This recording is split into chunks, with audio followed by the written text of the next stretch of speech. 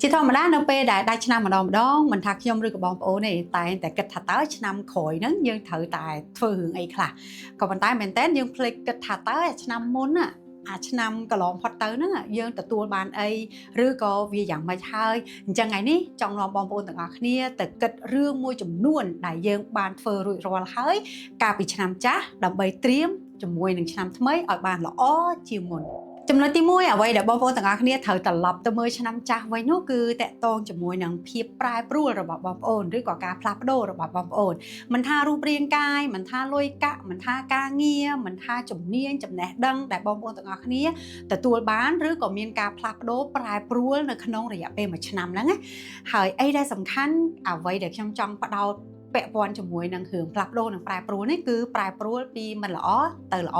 ឬក៏ពីល្អទៅល្អខ្លាំងអញ្ចឹងបងប្អូនទាំងអស់គ្នាត្រឡប់ទៅមើលដើម្បីងាយស្រួលនៅក្នុងការកំណត់នៅអ្វីបន្តទៀតនៅឆ្នាំថ្មី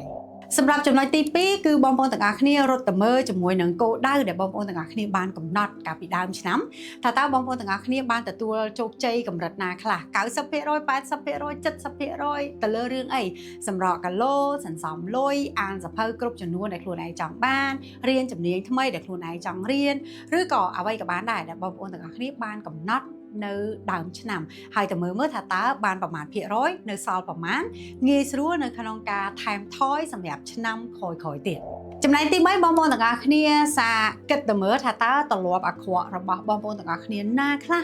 ដែលដើរតួនៅក្នុងការបំផ្លាញឬក៏ដើរតួនៅក្នុងការធ្វើឲ្យបងប្អូនទាំងអស់គ្នាអត់អភិវឌ្ឍនៅក្នុងឆ្នាំចាស់របស់យើងហ្នឹងពីព្រោះជាធម្មតានៅពេលដែលយើងទម្លាប់ខ្លួន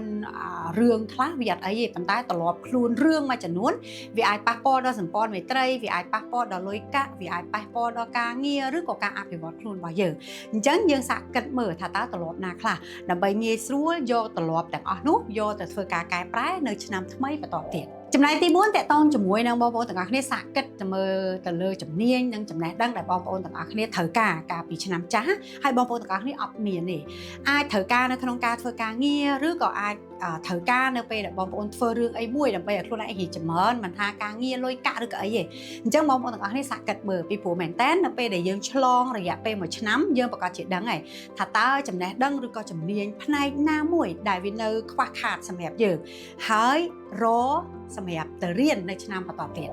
ចំណែកទី5បងប្អូនទាំងអស់គ្នាសាត្រឡប់ទៅគិតវិញមើលថាតើក្នុងរយៈពេល1ឆ្នាំពេញហ្នឹងបងប្អូនទាំងអស់គ្នាបានប្រើពេលវេលាជាមួយនឹងមនុស្សសំខាន់របស់ខ្លួនឯងហ្នឹងបានកម្រិតណាមិនថាឪពុកម្ដាយមិនថាប្តីប្រពន្ធមិនថាកូនឬក៏អ្នកណាទេដែលយើងគិតថាជាមនុស្សសំខាន់ដែលគួរតែប្រើពេលជាមួយ